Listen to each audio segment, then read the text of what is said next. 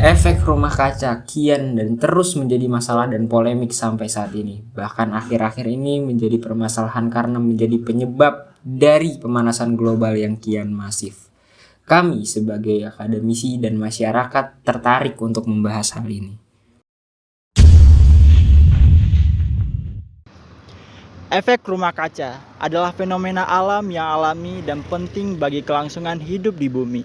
Namun, dalam beberapa dekade terakhir, manusia telah mempercepat efek rumah kaca melalui aktivitas mereka yang berlebihan dan berkelanjutan. Efek rumah kaca terjadi ketika gas-gas rumah kaca seperti karbon dioksida, metana, dan uap air menangkap radiasi panas matahari dan mempertahankannya di atmosfer, serta mencegahnya dari melarikan diri keluar angkasa. Dalam jumlah yang tepat, gas-gas ini justru membantu menjaga suhu bumi tetap stabil.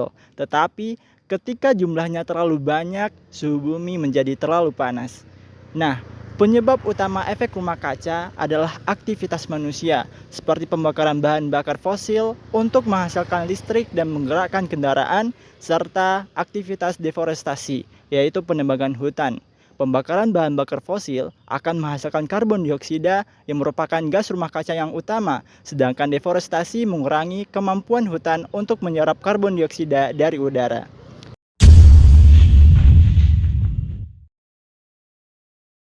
Adapun gas-gas rumah kaca merupakan gas-gas yang di atmosfer yang dapat menangkap dan mempertahankan radiasi inframerah dari matahari yang menyebabkan efek pemanasan global.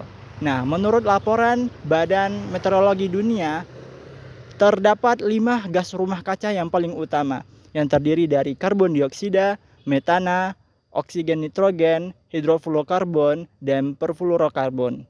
Semua gas rumah kaca ini berkontribusi terhadap pemanasan global dan perubahan iklim, dan merupakan fokus utama upaya mitigasi perubahan iklim yang sedang dilakukan di seluruh dunia.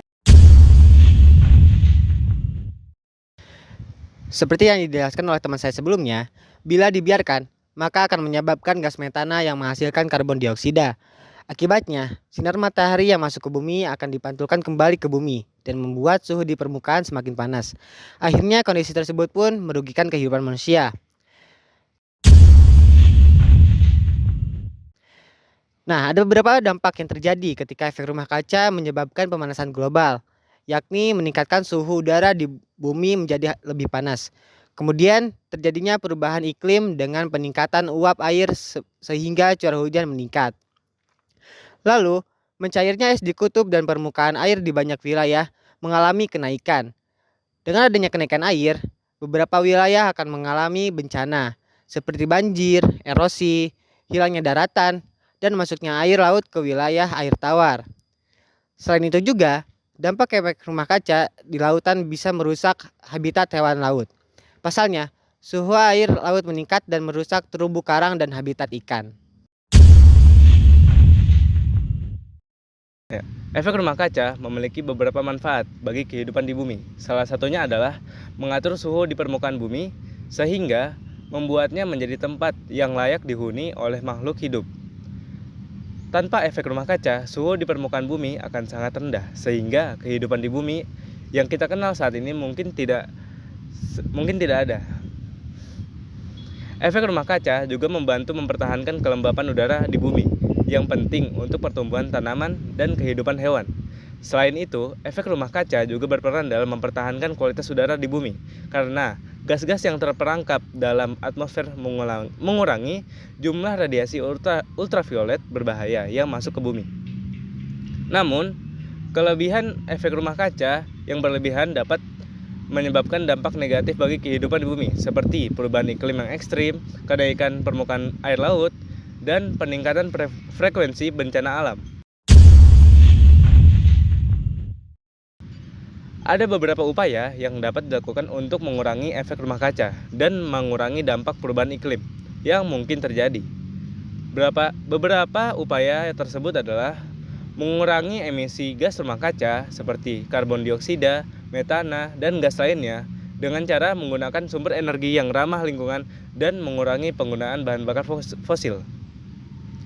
Memperbanyak tanaman dan hutan yang dapat menyerap karbon dioksida dari atmosfer mengurangi jumlah gas rumah kaca di udara.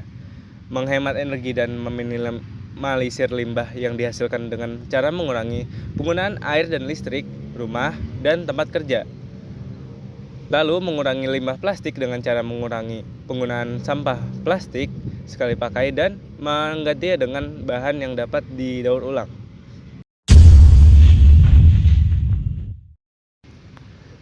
Inovasi dalam mengurangi gas rumah kaca ini memerlukan berbagai lapisan masyarakat. Ini diperlukan peran pentahelix di lapisan masyarakat. Dimulai dari pemerintah, melihat komitmen pemerintah saat ini untuk mengurangi gas rumah kaca sudah baik. Ini ditandai dengan dikeluarkannya Perpres mengenai pengurangan gas rumah kaca. Hanya saja aplikasi ini tidak begitu komprehensif menyeluruh ke seluruh daerah-daerah di Indonesia. Oleh karena itu, inovasi yang perlu dilakukan oleh pemerintah adalah menyiapkan aturan yang lebih komprehensif, yang lebih audit, yang lebih tegas kepada seluruh dinas-dinas daerah yang ada di Indonesia. Nah, selain itu juga dari pihak pengusaha dan masyarakat. Di sini pengusaha dan masyarakat perlu mengganti penggunaan bahan bakar fosil menjadi bahan bakar yang terbarukan. Nah, caranya bagaimana? Bisa menggunakan sumber daya yang paling potensial saat ini di Indonesia, yakni sumber daya pembangkit listrik tenaga biomasa.